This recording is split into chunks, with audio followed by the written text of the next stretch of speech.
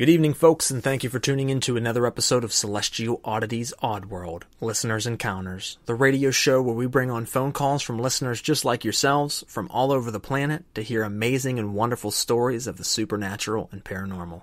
Tonight's episode, we have Voodoo, witch doctors, poltergeist, hauntings, and shadow people. Something for everyone. So make sure you click the like, share, and follow button on whatever platform you're listening to us from. The more that you do that, the more that it moves us up the podcast community rankings, the more people that discover the show, plus it also keeps you in the loop with all new episodes. Make sure you check out not only our new episodes, but jump back in time and listen to some of our past, as we do certainly have something for absolutely everyone. We bring you our show several times per month on all platforms from iTunes to iHeartRadio, Spotify, Google Play, and everything in between. So listen to us where you feel most comfortable, and certainly share it around to your family and friends. We do want to thank our sponsors, Cryptid TV, for everything that they do for the show.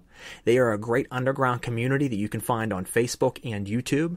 Great place to go, join the community, and meet and network with like-minded people, discussing all topics of the supernatural and paranormal without the fear of being judged or ridiculed by others. Everyone here is friends, and we all bounce back ideas, to one another back and forth as a great safe place to be. And, step outside the normal box of what we've been told is real. So much love to them. And, yes, tonight's show, we certainly got a great episode lined up for you. So stick around, check it out, let us know what you think. And if you have an experience yourself, or have had an experience yourself, please let us know. We'd love to have you on the show. We'll be right back on Celestial Oddities. Are ghosts real? Several recent encounters suggest there might be more things in heaven and earth than we can dream of. So are werewolves just a Hollywood creation, or do half-man, half-wolf creatures really exist? Now, tonight, we kick off our Conspiracy Theory Month series, which was a... The legend of the vampire actually goes back for centuries, and it exists in some form or another in almost every culture. In fact, some people believe the first vampire story was in the Bible. Well, for decades, only crackpots and crazy people believed in UFOs. That's what I thought anyway. And then in recent years, it turns out that governments have been taking them seriously all along. Try and clear up an ancient mystery with the help of a prominent veterinarian who says she can prove that Bigfoot exists and that he's related to all of us. New reports, 5 pilots coming forward over the weekend saying they've had multiple mid-air encounters with high-flying, fast-moving objects. All right, folks, we're going to jump into our first call of the evening. We are going to do this a little bit different than normal. Our first caller is from Zimbabwe, Africa, and due to the distance and time difference, we were having a little bit of technical difficulties of being able to connect with one another during the phone call. So what we did is we had her tell her story of her encounters just simply on recording, and we're going to be airing that to you tonight, but unfortunately it will not be accompanied by the interview or talk show portion of back and forth knowledge, information, and talking. It'll be just a straight clip of her telling her encounters, and then after that we will join the second caller, and we are going to go back and forth with different ideas, thoughts, and topics. So stick around for a great show, and here we go. Here's our first caller. Good morning. My name is Janine Milliken. I live in Harare, which is in Zimbabwe in Africa. I am a Christian, but that's not something I want to push onto anyone. That's just my belief. The reason I've been asked to speak on this show is because of my encounters with the paranormal and the spiritual side of the world. And I've had this gift since I was about 2 years old. I never asked for it, but it has run in my family line, and it's always on the female side. So all the females in my family have the ability to see ghosts, and I suppose we see dead people, just like that movie says. And now Zimbabwe, we have a lot of witchcraft in Zimbabwe, which has affected us a lot as a family, because if someone who practices witchcraft does not like you, they will come to your gate and they will put a curse on you. Or if they can, they will come into your house and they will put a curse on your house. And you will not be aware of this. And suddenly the spiritual side suddenly gets, I suppose, more violent than normal. And you have to go walking around your house, your garden, and try and find out where they put this curse. You can usually find out where it is because they usually put like a little altar with a whole lot of stones. So you can go there and you can break down the altar, and then we usually pray over it with the Bible. That's how we protect ourselves. I'm not saying that's how everyone protects themselves, and I'm certainly not pushing Christianity on anyone.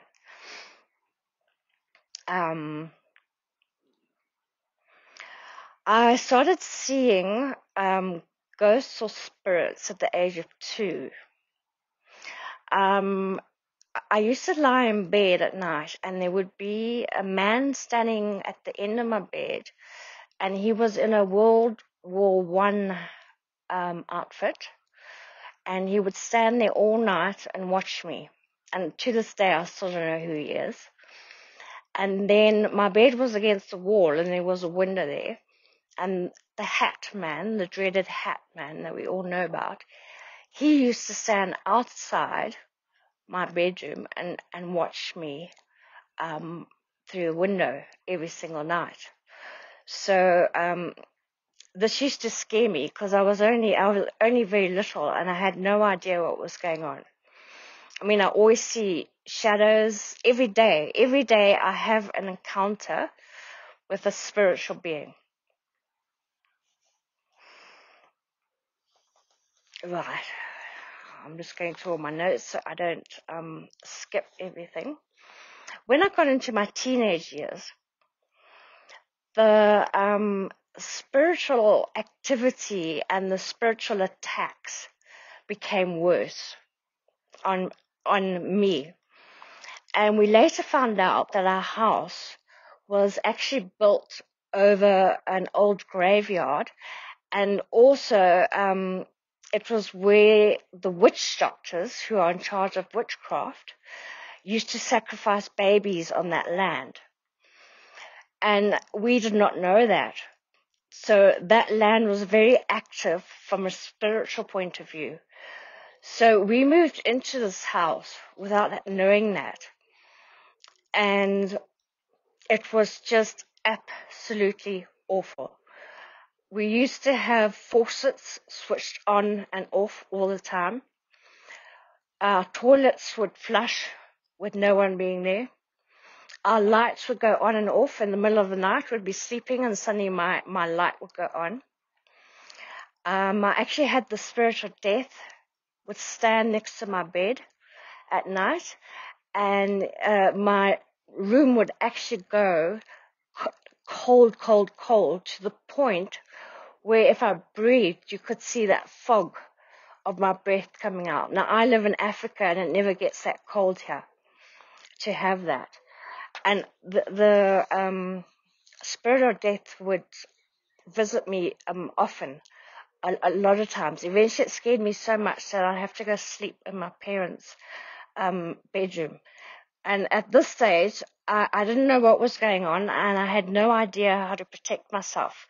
So, but I do believe this was a lesson for me, so that I could gain more knowledge about it and find out how I could protect myself from all of this. There were always people walking up and down our passage and talking. It sounded like a party in the middle of the night.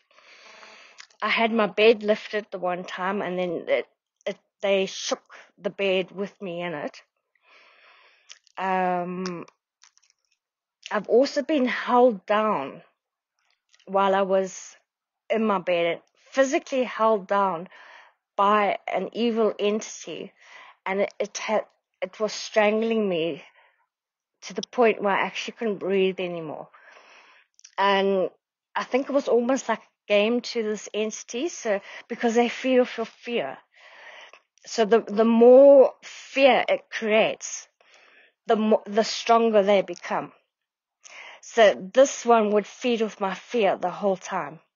And at this stage, I still didn't know how to protect myself. Finally, we came across a really good lady who had been experiencing the same things, and she had found out how to protect herself. And I won't go into all that because I know we all have different ways of how to protect ourselves. So we now had the tools to protect our whole family. So we started doing it all, and the manifestations and the entities and everything like that more or less came to a stop. However, when we went on holiday in our country, we went to a really evil, a spiritual part of the country which was quite evil and full of people who did witchcraft. Now, these people obviously felt our power coming into the area. And so that night, they astral traveled into our bedrooms. And my mom saw one. I was in a different room, and I saw one as well.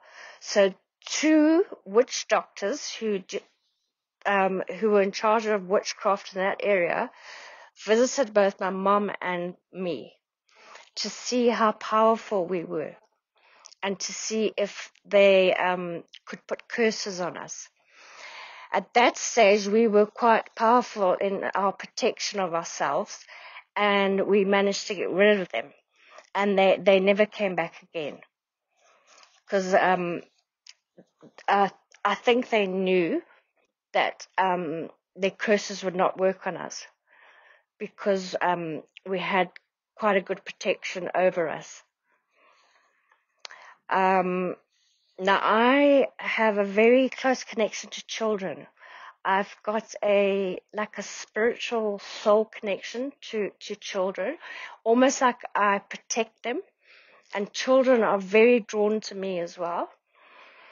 And unfortunately, my children were killed in a car accident. My 2 children were killed in a car accident, which I don't blame God for. And no, but I did protect my children physically as much as I could, and spiritually, I believe.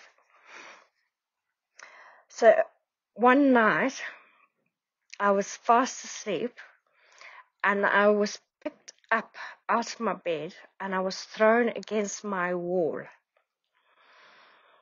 When I recovered and I got up off the floor, I went to run out of my bedroom, and this half man, half bull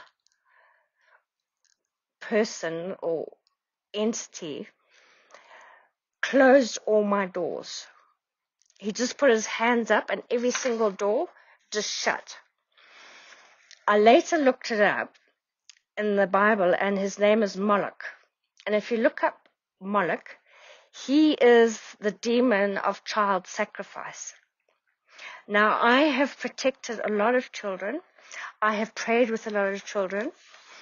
And I always talk to children about God and the spiritual and things like that.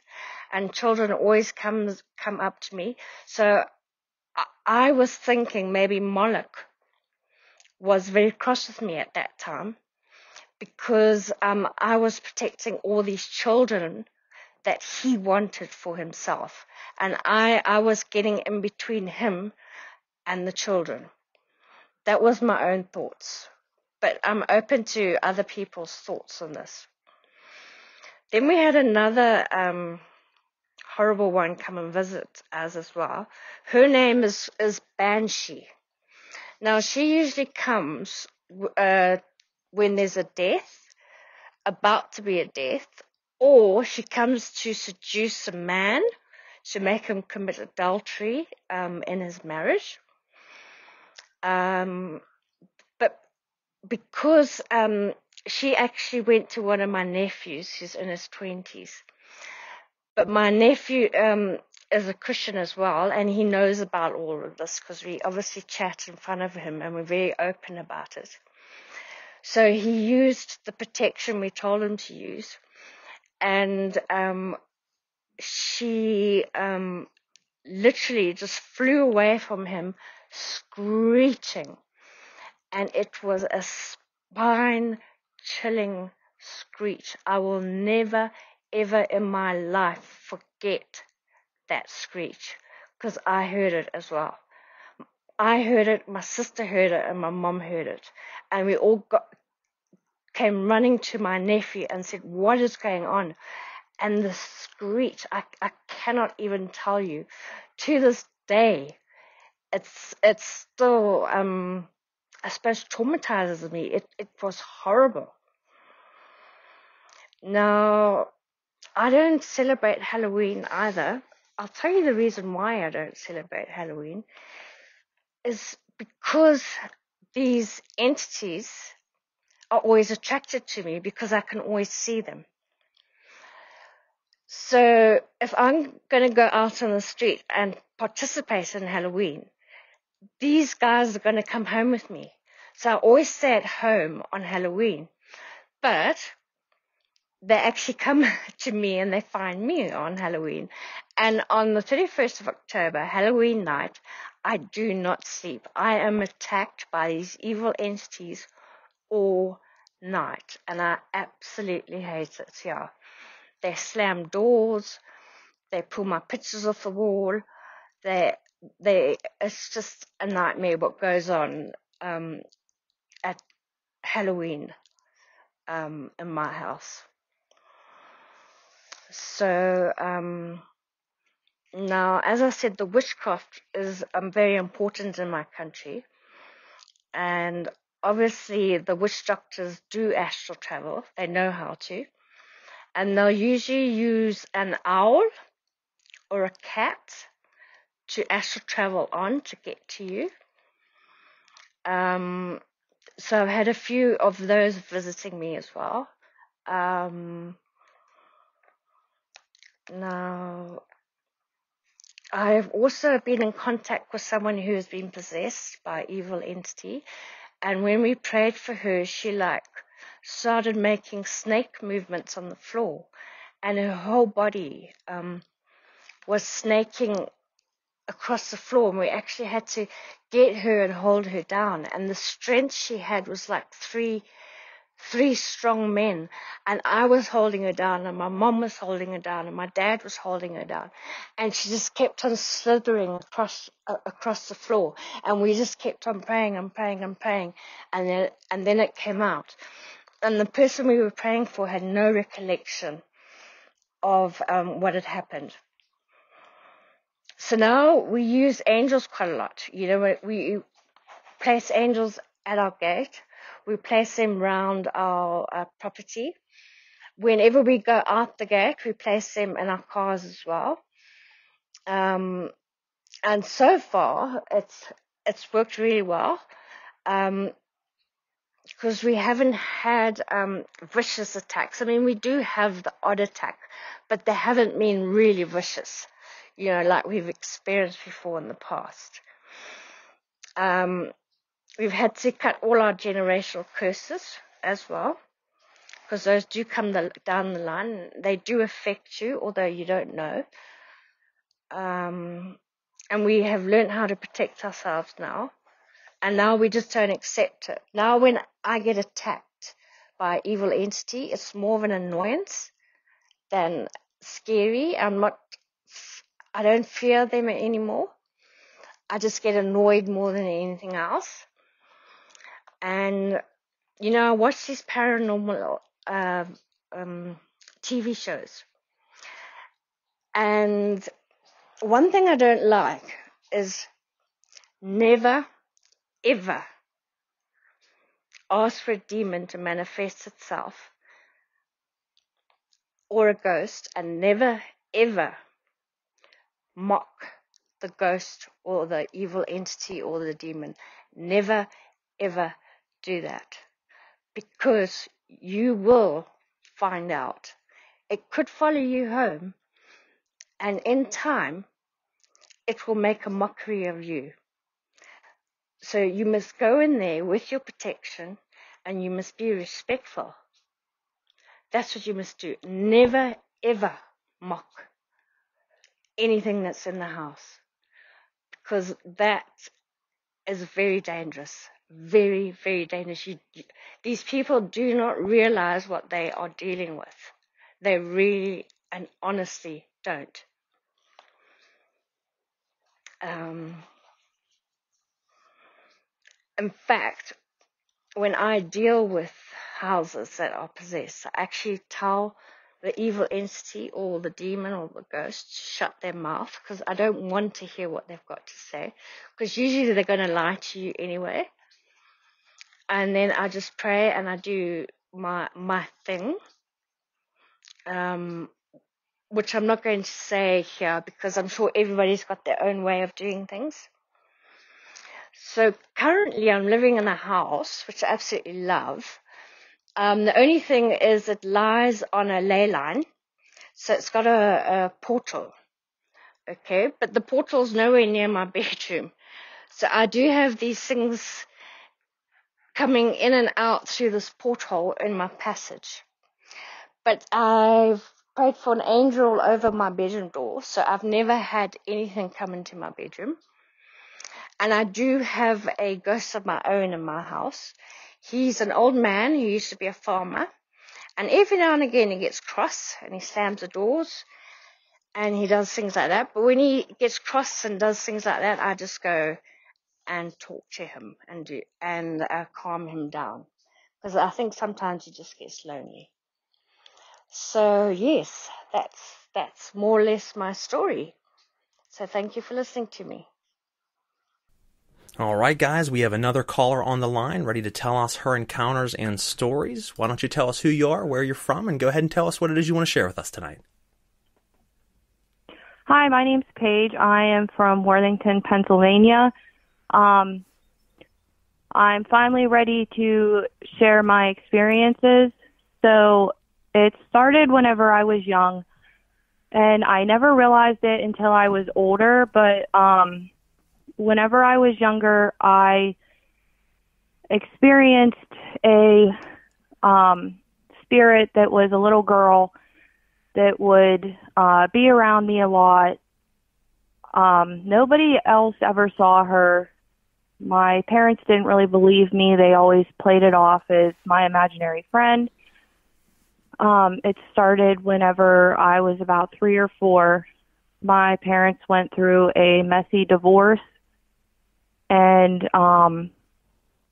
I just recently realized that I think that she was there to help me cope with things.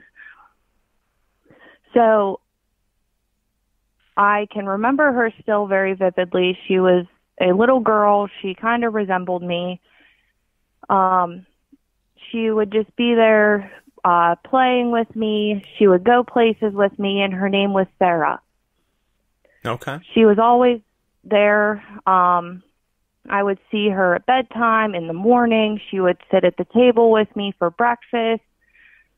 She would go to school with me. I would get made fun of from kids at school a lot because they would, I was starting to get older, and they're like, oh, Paige still has an imaginary friend. Well, like I said, nobody else ever saw her except for me. So I remember one time in specific, it kind of scared me.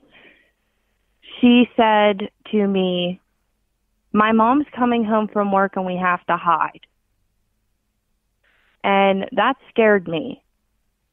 So we were in my room playing, and all of a sudden she disappeared. And that never really happened, that she would disappear. So she was gone for about a day, and then she came back.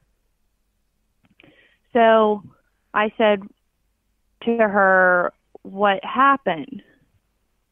And she didn't want to talk about it.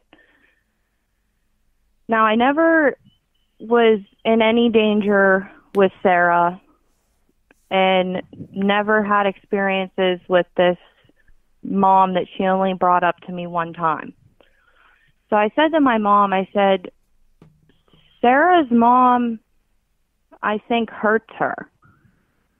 And my mom was like, oh, well, you know, Sarah's your imaginary friend, so how can her mom hurt her? And I said, Mom, she's right here. She's not my imaginary friend. She's right here. And my mom would never really believe me until I got older. And I said, no, like, she was an imaginary friend. She was there. I mean, I could see her plain as day all the time. Everywhere, you know, I went, she went. And then my mom finally believed me, you know, that, okay, you know, Paige is still sticking to this story that Sarah was here. I don't remember when she disappeared, like at what age I was or, you know, what was going on in my life. But I truly believe that she was there to help me cope through things. And, you know, I don't know if it was maybe a point in my life where things got better and I was able to handle things on my own, that she moved on from, you know, being by my side. But it was definitely a help being there because, you know, I was an only child and I didn't really have anyone to fall back on to go through these things with me. So Sarah was definitely a help to me as a kid. Well, I think that, you know, so a lot of times parents want to blow off a child seeing, you know, a ghost or having an imaginary friend always as being just an imaginary friend. It happens quite frequently. It's happened millions of times over the years, obviously, where a kid is seeing something that the parent is not seeing, that others are not seeing, and it's easy to write it off as, oh, it's just their imagination, and I'm sure in a lot of cases it is. But there is a heavy account of children being in tune with the paranormal, and I've given this this metaphor before, that it's almost like a satellite dish. You know, you install a new satellite dish on the home. Those first months, those first couple years, it's at peak performance. It is bringing in the waves that it needs to give you a clear picture. It's running great. It is in tune. As time goes on, the weather beats on it, dirt gets on it, soot gets on it, you know, and it starts to still continue to work properly, but it's not as clear as it once was. You might get a fuzzy picture, and as you get older, a lot of people's pictures just go dark. But when you're a child, you are at peak performance. You are untainted by the world. You're not given all these beliefs of everything yet. You haven't been told that that's ridiculous and paranormal doesn't exist. You haven't grown out of it to tell yourself, no, I'm just imagining things.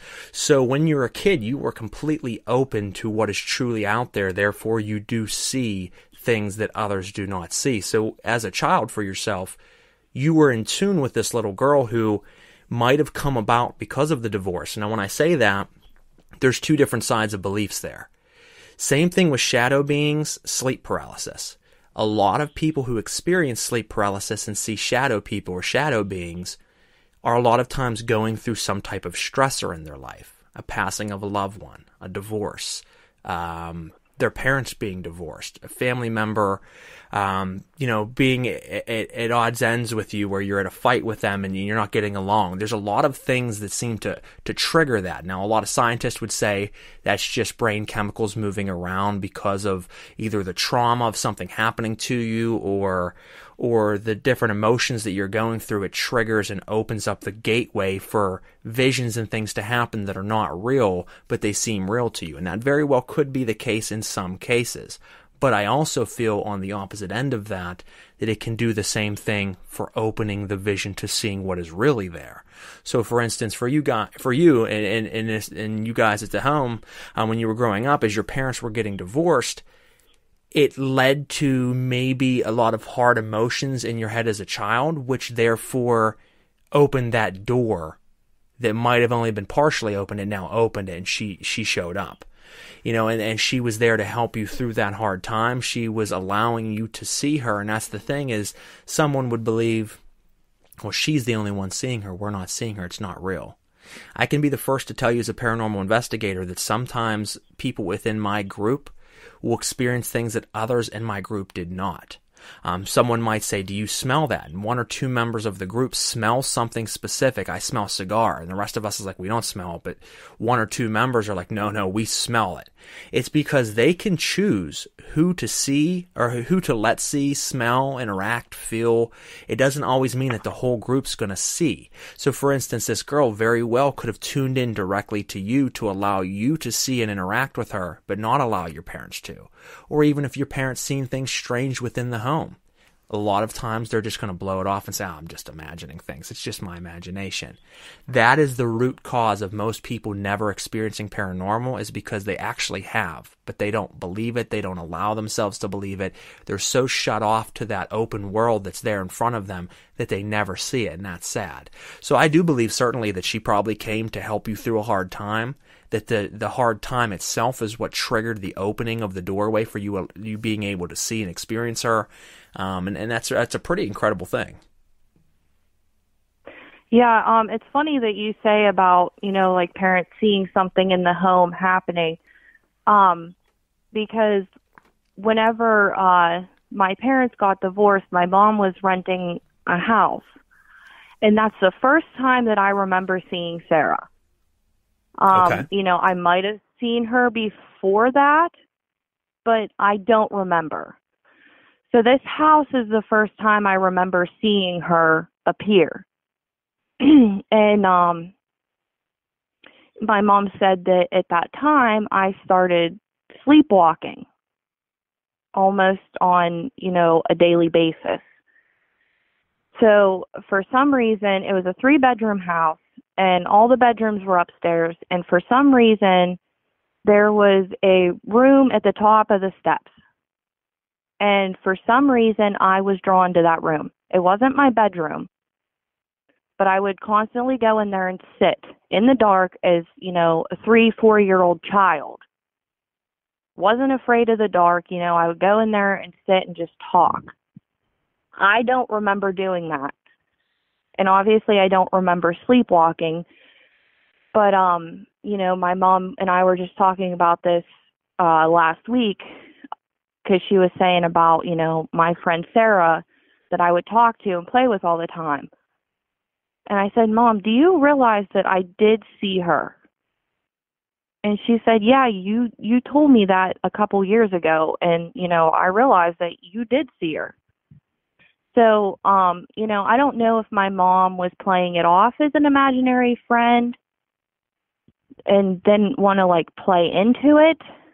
That could be the case. I mean, sometimes parents will, even though they do suspect something's going on, they try to shelter their kid from it and say, no, that's just an imaginary friend, honey. And a lot of times that does happen where they might even know that it's real. They might know that it's there, or they might have an inkling that it might be there, but they try to brush it off. And I mean, I can't give my opinion necessarily if that's right or wrong, because every parent's going to raise their children different, but I don't necessarily know that that's always the end-all way to go of telling a child, no, you're just imagining it, because I grew up in a very haunted home and witnessed a lot of activity. My whole family did, and I was fortunate enough in the fact that it wasn't one of those things, am I crazy? Am I just witnessing this and no one else sees it? Everyone in my family experienced it. My parents, other people that were visitors of the home.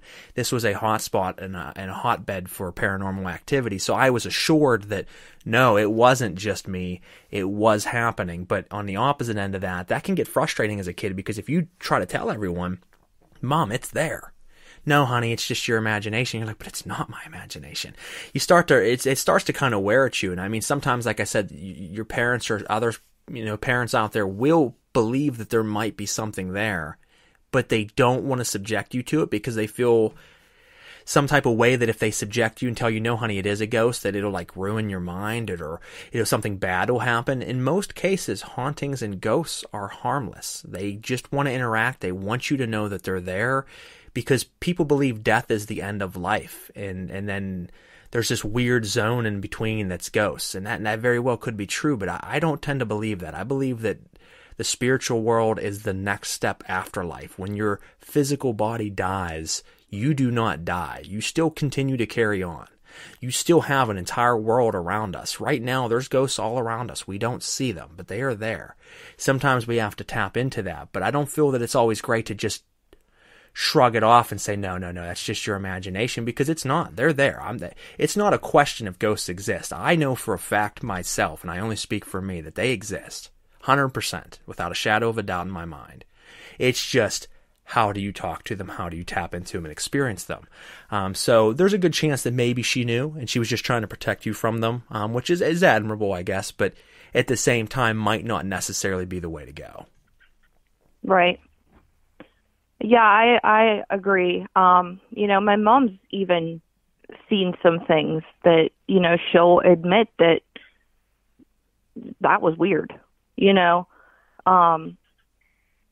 So I know that she's not like closed off to it, but I think at the time maybe she just didn't know how to handle that, because like I said, she would say that I would go sit in this dark room by myself and talk to nobody that was in there with me. I was by myself, and that I would sleepwalk, and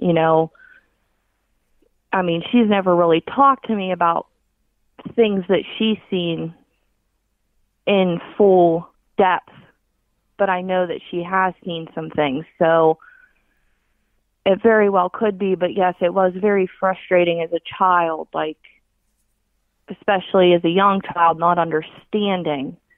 It's like, why can't you guys see her? I see her. She's eating breakfast with me. She's going to school with me. She's going to the store with me. And then eventually, as I got older, my grandma took me to a yard sale, and I found this baby doll, and I immediately wanted it. So my grandma got this baby doll for me, and I named her Sarah. And after I stopped seeing the real Sarah that I originally saw, I continued to carry this baby doll that I had named Sarah. And I carried her until I was about 12. And I think that I had a really hard time, even though I didn't know at the time that I had the hardest time with Sarah leaving me, even though maybe she felt that I was okay enough for her to leave. So I kind of replaced her with a baby doll. But it's still loss at the end of the day. I mean, you have to look at it that it was hard for you, because what is death? Death is, as I said, maybe not necessarily something ending, because I believe that you go on as a spirit in some sense or another. There's different levels to that, but it is still, why is it so painful? It's painful to those that are still here because it's a loss of never getting to see that person again, but it doesn't mean that they are gone. They are just in another form that most of the times we can no longer communicate with on a normal standard. So it's painful for us as humans to say, wow, we lost this person. They're not here, even though they are still there. Now, same thing with this spirit child. I mean, she had probably already passed and is now in the spiritual form that you communicated with, but as you grew older and she kind of went away, she served her purpose to help get you through that painful time in your life. She had interacted with you till she no longer needed to. It is still a loss. So even though she was already gone, it's losing a friend. And in some sense, it's almost as if they passed, because there's a good chance you'll never experience her again, but she was there when she needed to be. She's still around somewhere, but it's a loss to you. So that doll represented that, and that was a way of keeping your friend close to you and with you. Yeah, absolutely. And especially because, like I said, I was an only child at the time, so I didn't have, I had cousins, but, she was definitely there for me through everything and to keep me company. So to go from that to nothing was very hard. Well, it is. And that's, as being an only child, it is a lot harder for those of us who have siblings to understand the difference of growing up as an only child compared to growing up with brothers and sisters. You know, it's something that I'll never be able to understand because I had 2 older brothers. But I understand, as my wife is an only child, it is difficult because, you know, friends mean, and I hate to say this, there's people out there say, oh, my friends mean just as much to me and I have brothers and sisters. But no, if you were an only child, your friends usually, you have a harder time letting go of friendship and holding on to friendship, because those friends are really a big part of your life. Because without a brother or sister, when you make that friend, they mean everything to you because that's someone else to talk and communicate with. We take it for granted that our brothers are there, you know, every day growing up as a child. And even sometimes you hate each other and you don't want to talk to each other. They're still there. There's still someone to interact with. But as an only child, there is no one else to interact with except family members and the occasional friend. So when this girl appeared in your life, it became a very big part of who you were and very important to you.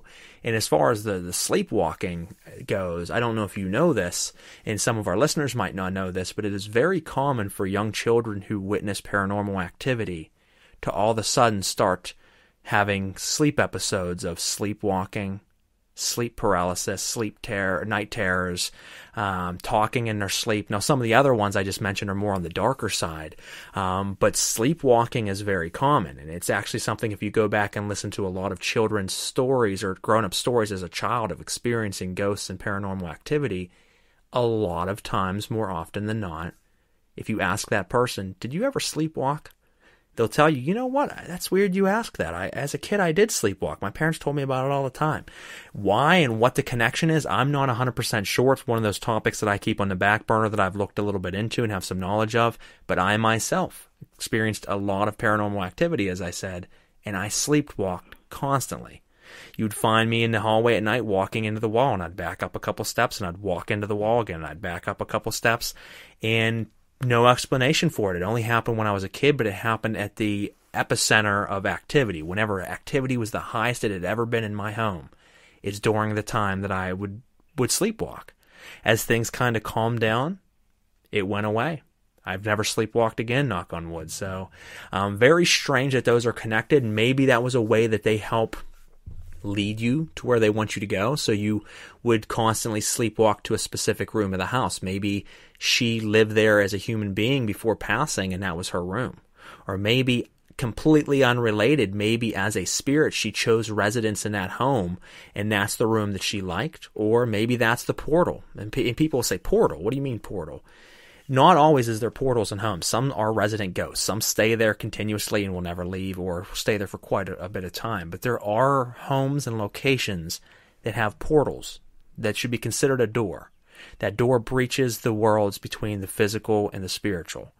And that could have been where her door was, that she liked to bring you there so that she could communicate with you easier and didn't have to travel throughout the house. Because anytime she physically showed up in front of you and manifested, that takes a lot of energy each and every time they move something, talk, any of that. So when you're closer to the source of your doorway or portal, you have more energy than when you're halfway across the house. So there's a good chance that she tried to bring you there constantly because it allowed her to easily talk to you openly and not have to expend so much energy. Wow. That's amazing. I did not know that. I'm a fountain of paranormal knowledge. So folks out there, if you're listening and that kind of struck you as wow as well, you know, hopefully you took something from that. But that is the case, that there are residual hauntings. There are residential hauntings. And when I say residential, I don't just mean in a home. I mean that those spirits stay in that home and they might be permanent there or there for quite a bit of time, but they don't necessarily travel through worlds. There are other spirits that use portal systems that actually will be able to travel in and out of homes. They can go into that portal and disappear and pop into my house. They could go into that portal and disappear and pop into yours. It is a system that they use to travel. And a lot of people think that, oh, I seen a ghost at this building, that it can't leave that building. And in some cases, why, I don't know, but there are ones that specifically stay in one place. But there are ghosts, as you said, who can travel outside the home. They can go to school with you. They can go to the store with you. Now, in that case, they're just tagging along, but there's ways that they can go into that doorway and appear in other places. It is a true portal. So as they are closer to the source of the portal, they are closer to the source of their energy from their spiritual world. We can give them energy from our world by using EMF pumps, by, just emotions and things that give off energies and frequencies that they use to build upon to be able to talk and communicate with us. But they have to feed off of that to have enough energy to do it, because the farther they are from their source, the less energy they have, and they need to feed off that to give you back some type of response. As they are closer to their source, the more energy they have from their natural state, which is the spiritual world. So I believe that could have played a very heavy role into why you constantly would sleepwalk, and why you constantly would go to that room, because I believe that there was probably something with that room as far as how she traveled and where she had her most power to be able to communicate with you. Yeah, I didn't know about all that until a couple years ago. My mom and I were talking about it, and she would tell me that. I knew I would sleepwalk because she would tell me, like, you were such a weird kid. Like, you would sleepwalk and then you would just come downstairs and stare at us. Or you would go sleepwalk and go into that dark room by yourself and just stand there and talk, or, sit down and talk. And, she would just constantly joke, you were such a weird kid. And I remember she would say that I would sleepwalk and then I would go into closets or the vents on the floor. I would try to go to the bathroom, and She brought it up to the doctor, and the doctor was like, I honestly have no idea. Yeah, I mean, the mind will do weird things whenever you are in a sleep state, because the sleep state is very important to bridging the gap. There's states of sleep that you go through before you're in a very deep REM sleep. In one of the states, and I cannot think of the name for it off the top of my head, it'll hit me as soon as we get off the air tonight, but the state in between dreaming and being fully awake is a very important state. And actually, that state is said that in that state, you become aware of more than you realize. You're half asleep is the term we use, but we don't realize that half asleep is actually fully awake. And what I mean by that is that's when your mind is open to really perceive things that you normally wouldn't perceive.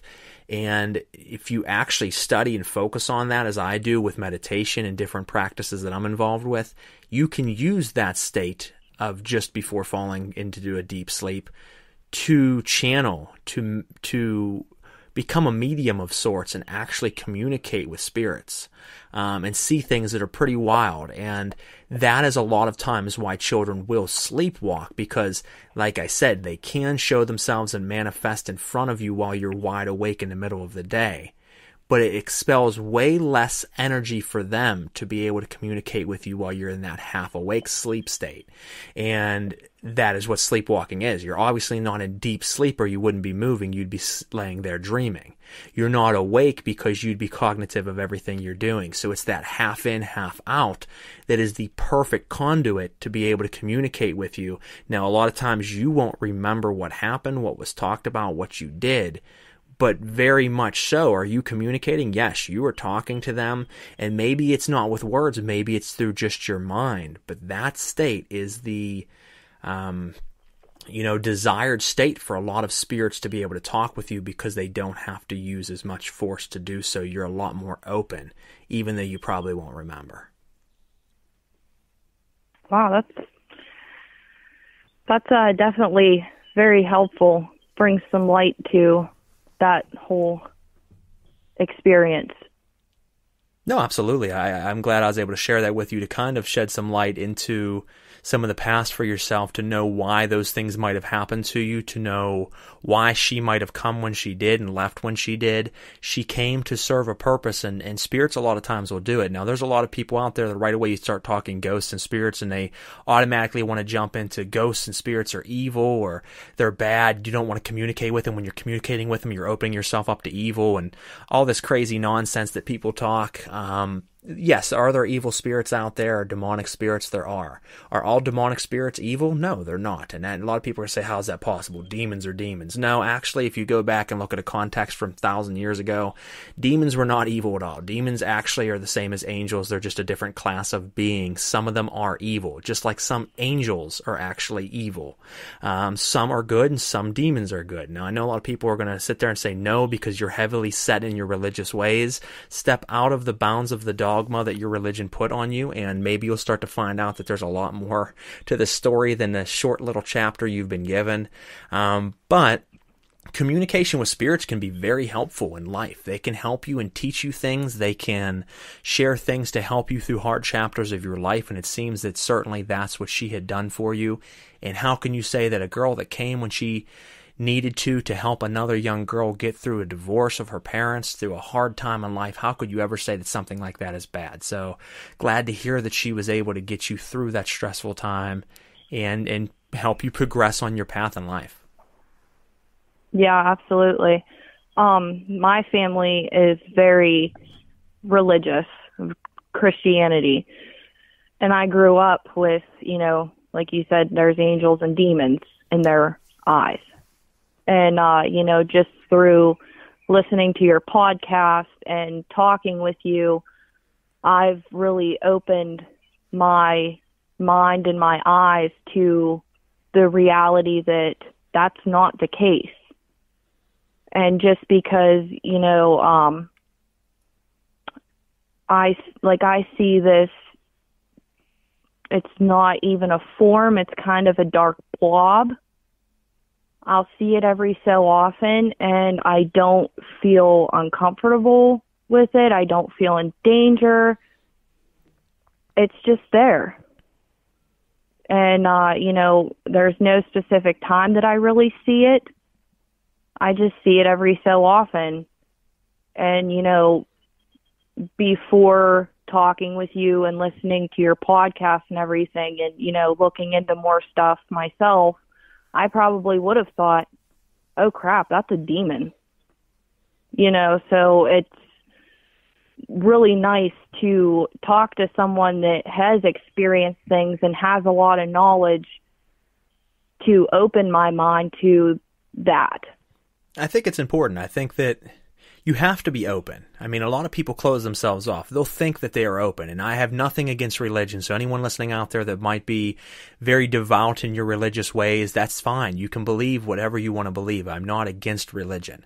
But what I am against is when your religion dictates every moment and belief of your life. That is not what religion is for. Religion is to have faith and believe in a higher power and divinity, and that is fine. But when you start being told that anything in this category is wrong and you can't do that or you will go to hell, and anything in this category is right and that's how you should live your life, I start to step back and question that if my faith is strong and I believe in the power above me, I should be able to live the life that I want to live as long as I mean good with my life and do good unto others. Whether you're Buddhist, you're a Hindu, whether you are a Catholic and devout in that way, it don't matter what you are. If you live a good life, there isn't such cut categories that everything in this category is how you should live and everything in this category isn't. As long as you are doing good. And the problem with that is religion has set aside that all of these things are bad, and it's such a white and black category that this is good, this is bad, and that is not the case. As I said, there are angels, true angels, that are evil. They have very malicious intent, and they will do very big and bad things to you if you come into contact with them or somehow invoke them through any type of practice. They're just as evil as the worst demon you've ever heard about. But then there are amazing angels out there that watch over us and keep us safe. There are demons out there that'll teach you knowledge and teach you ways of life. And I know there's a lot of people right there who will cut the line and say, Garrett's crazy. I'm not even listening to this radio show anymore because he's telling me demons can be good. Demons can be. Not all of them are bad, but some of them are. Just like the black mass that you said that you've seen as far as a giant black blob. There are ones that are just spirits, and that's how they're manifesting. Everyone wants to believe that shadow people are evil because there's a lot of different gray area there, and people don't want to see it as that. Ghosts, regular everyday ghosts, sometimes will manifest in the form of a shadow being. No physical features other than the outline of a person. You can't see clothing, you can't see face. Doesn't mean that they are a shadow being. It just means that that's how they manifested during that time period.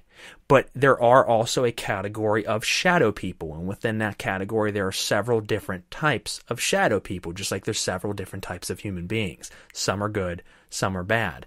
Some black blobs, sometimes they show up as a giant black cloud. Sometimes that is nothing more than a regular ghost manifesting in a certain way. Not all of them manifest the same way. But can there be black clouded blobs that are evil? Yes, and funny enough, recently, there was a very intense situation at a location that I investigated that I'm not willing to release too much details on, but there was the beginning stages of a possession. There was the beginning stages of a very large black blob that engulfed the entire room.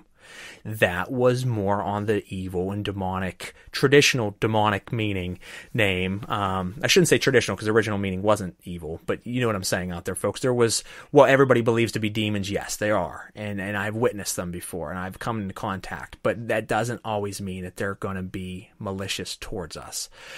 So there's a lot of gray area and people don't want to see that. It's not so cut and dry as this or that. There's a lot of in between. There's a lot of things going on around us at all times that we don't see because we physically can't see. Our brain uses 10% of the 100% capacity that it was meant for. What can that other 90 access? What could it learn? What could it see?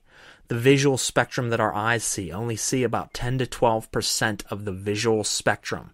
What does that other 88 to 90% see if it could, in fact, see?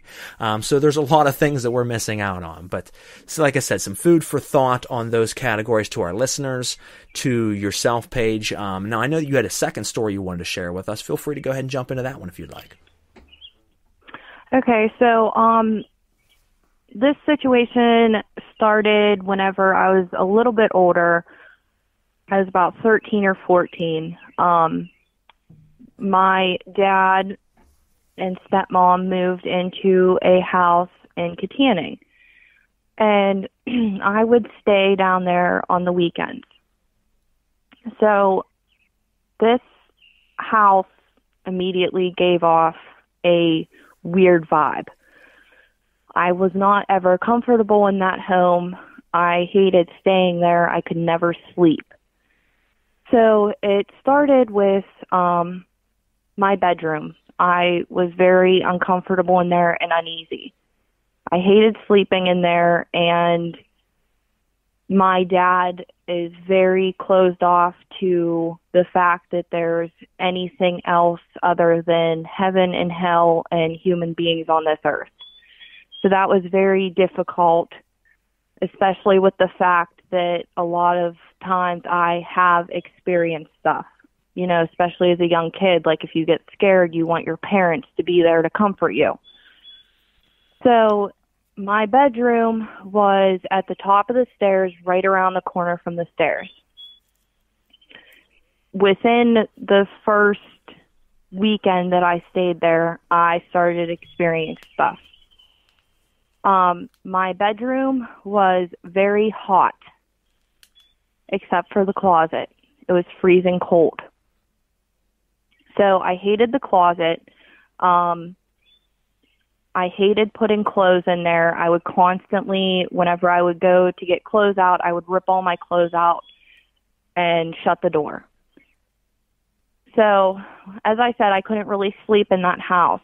So I would always keep my TV on and try to cover my face because I just didn't want to see anything because I was so scared in that house. So I would be laying in bed, and every night the closet door would open. And it frightened me. I would hate to even get up to go to the bathroom. So I would close the door to the closet, run back to bed, and it would open again. Sometimes it would just open, creak open. Sometimes it would fly open. I never saw anything come out of the closet or in the area of the closet, but that was enough to freak me out. So one night I went to the bathroom, which the bathroom was directly across from my bedroom. So I went to the bathroom and I was coming back to bed, and as soon as I opened the bathroom door and looked across to my room, in front of my window stood a black figure of a man. I could see the entire figure just standing there. I immediately ran downstairs, woke up my dad, and was like, there is the figure of a man standing in my room. He's like, you're just half asleep, you're imagining it, there's nothing there. So he went upstairs, he said, there's nothing here, you're fine. I said, I'm not sleeping in that bedroom. It terrifies me. So I said, I don't want to sleep in there. I can't sleep in there. The closet door opens on its own every night, sometimes multiple times a night. I'm not sleeping in there. So I slept downstairs that weekend. And after that, my dad's like, you have a bedroom, you're sleeping in it. So I was back in my bedroom the next weekend, and then started the other experience. I would hear, like I said, my bedroom was, at the top of the stairs right around the corner. So I would hear heavy boot steps up the stairs multiple times a night. And then once it got to the top of the steps, it would stop. I never saw anything that came with those footsteps.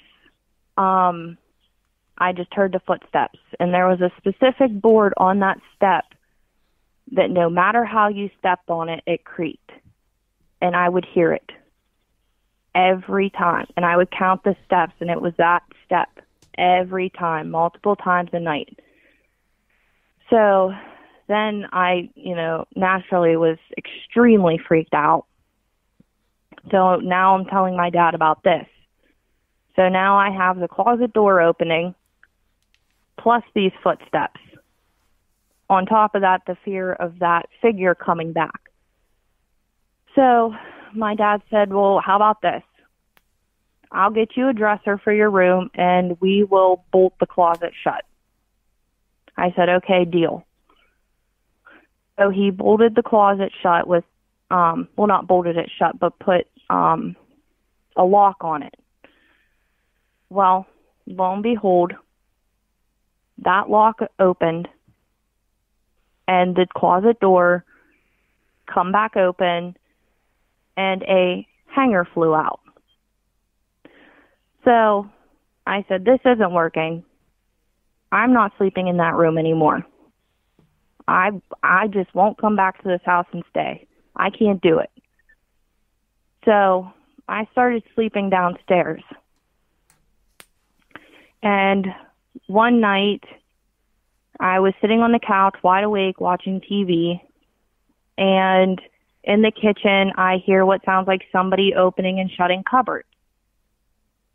So I sneak my way through the dining room and go out. Nothing's there. All the cabinet doors are open, and the sink is on full blast running. So I am now telling my dad about this, and he immediately is brushing it off that I'm having behaviors because he now has 2 kids with my stepmom.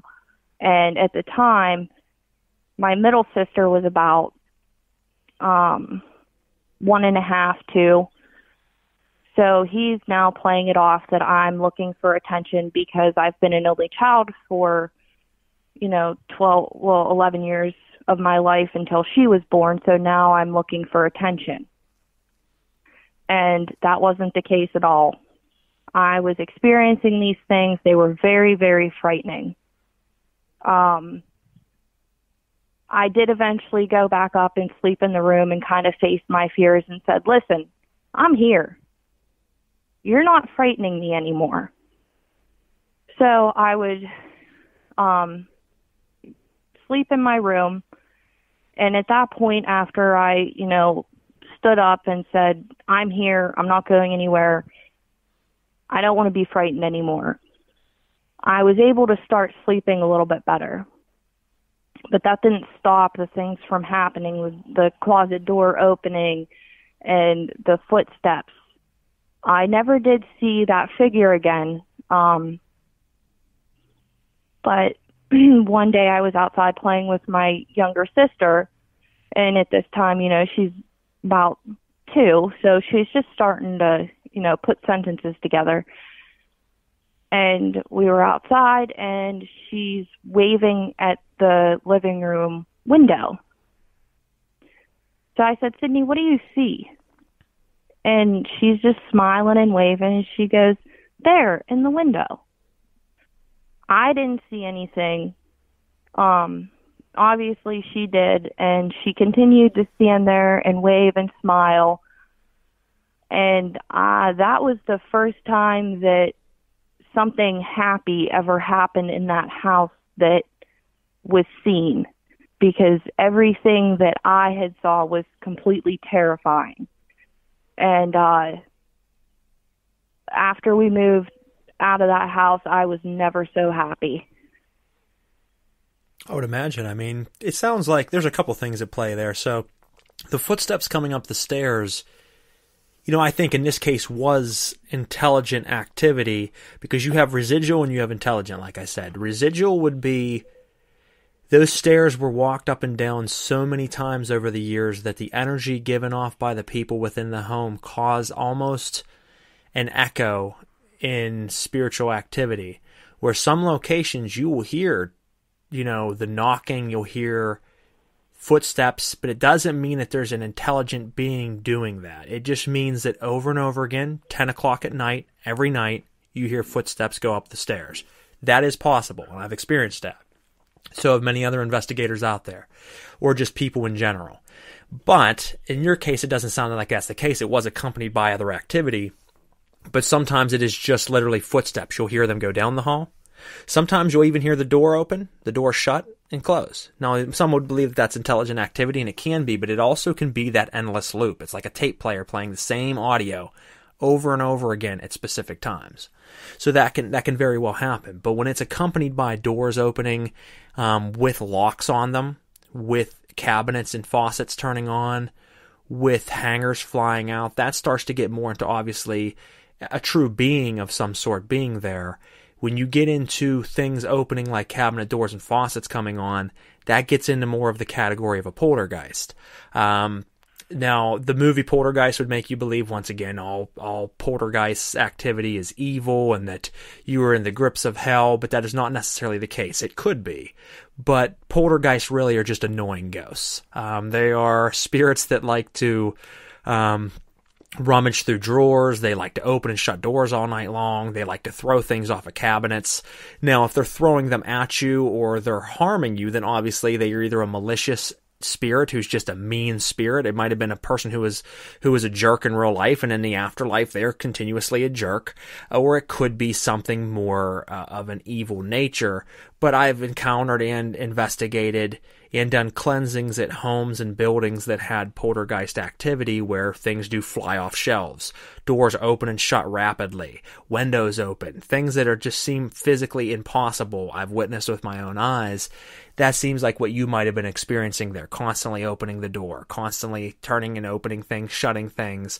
Now, with the being itself, it could have been a spirit taking the form of a shadow being, or it could have been what is classified as an actual shadow being. Why I mention I think that it might be more of an actual shadow being is the presence of a lot of shadow beings bring fear off the gate. They don't have to do anything to you to scare you to cause fear.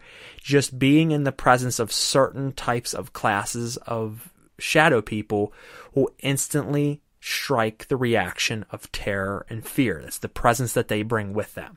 Whether they mean to or it's just what they give off, it's hard to say, because spirits can control emotions. If they want to, a lot of powerful spirits can actually make you go from being completely happy to crying your eyes out, from completely happy to enraged and wanting to punch holes in the wall, and you don't even know why you're feeling that way. They can tap in and control your emotions. So there's probably a lot of that going on here in this situation, where they were causing you to be in terror and fear, and they were bringing that darkness with them and scaring you, because what does that do? It creates terror, it creates fear. What is that? That's an emotion, that's energy.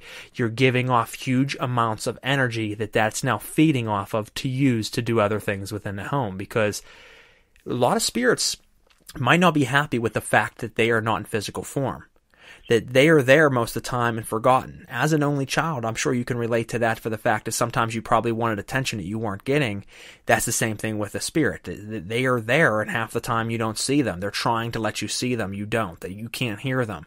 It's only when their energy is at its peak that they can allow you to see and experience them.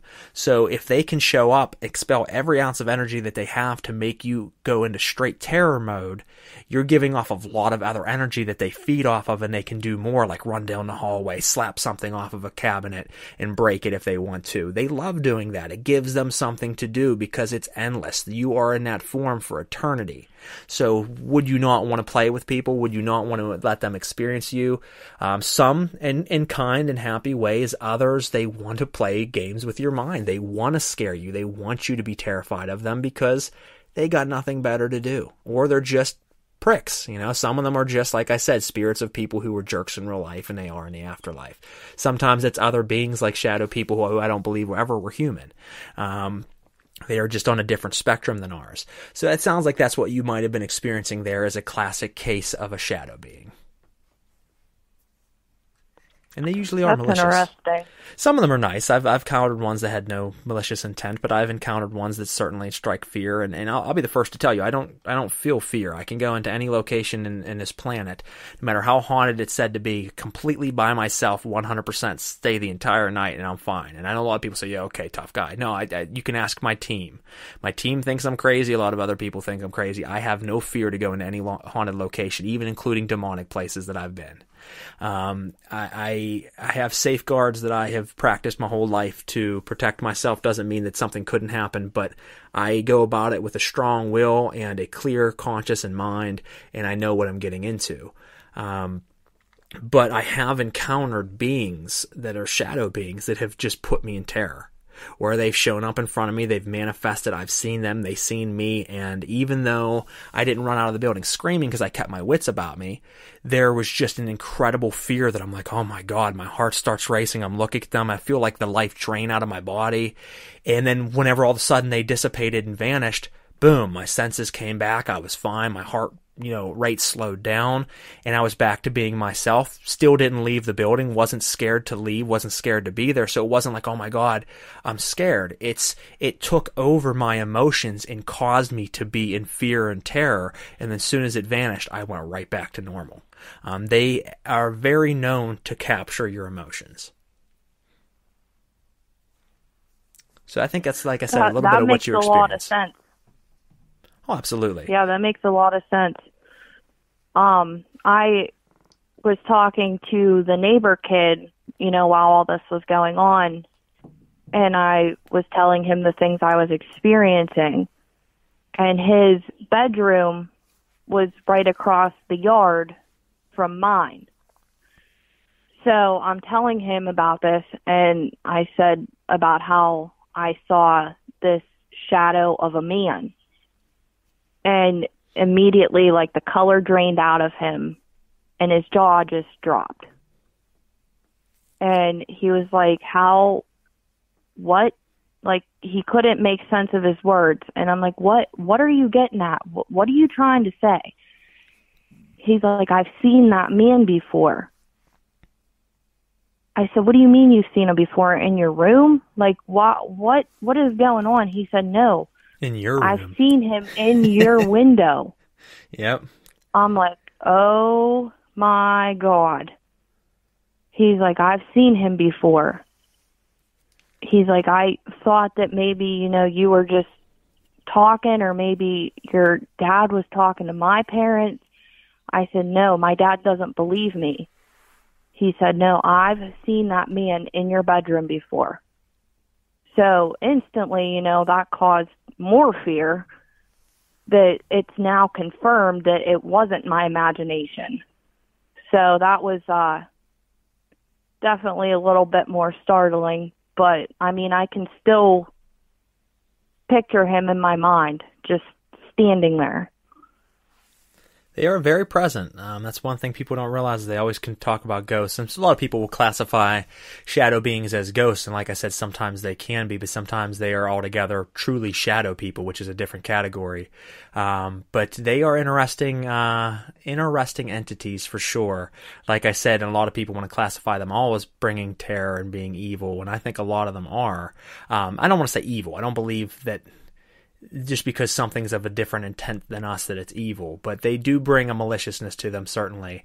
But there are ones, like I said, I've encountered that I felt no fear at all, and I just watched them moving down the hallway of buildings that I've been in and interacting with me because I think they're curious as I am. I mean, what is this? What's in my home right now? Let's talk to it. Let's interact with it. But certainly some of them bring a certain type of feeling with them. And sometimes they interact with different people differently. They might have made you feel fear, and then they might have showed complete happiness to your little stepsister that, that for some reason they didn't cause her fear. They pick and choose. And how and why, we'll never know. But that's certainly the case from, tells and stories and encounters that I've certainly talked to people about and researched. And, it's always an interesting topic. So I do want to thank you, obviously, for coming on the show and sharing us your two stories and encounters that you've had. And I hopefully was able to shine a little bit of insight on what you might have experienced and some of the things going on. And folks, before I jump off here, I did want to say hypnagogic or hypnagogic, however you want to say it, is the state between REM sleep and fully conscious, where you are in almost a hypnotized state where your mind is open to doorways that it wouldn't normally perceive. So that is the name that I was trying to think of earlier. It hit me after we were talking about this second story here, but it's hypnagogic is the state of mind where you sleepwalk and you can communicate and use as a way to breach the bridge between the spiritual world and the physical. Other than that, I think that's pretty much it for us tonight. Did you have any last thoughts you wanted to say before jumping off here? No, I don't think so. Thanks for having me on and kind of explaining stuff to me and bringing light to things.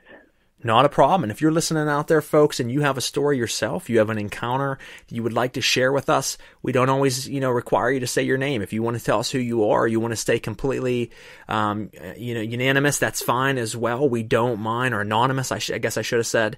We don't mind you doing so, but we would love to hear your stories, whether it's ghosts and spirits, whether it's possession and hauntings, cryptid creatures like Loch Ness Monster, Bigfoot, the Wendigo, whatever it might be, alien visitation and sightings, UFO sightings.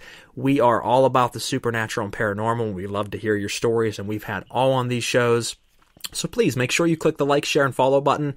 Get it out to other people that might also have a like in this type of topic. And if you're interested in being on a show, definitely hit us up at celestialoddities@gmail.com. I answer daily. You never go without getting an answer from me. We would love to bring you on the show, and we appreciate you listening. Make sure you check out all future episodes, as well as jump back and check out all of our past episodes. There's always something for everyone on this show, and we appreciate it. And we will catch you next time on Celestial Oddities. Paige, thank you for coming on the show.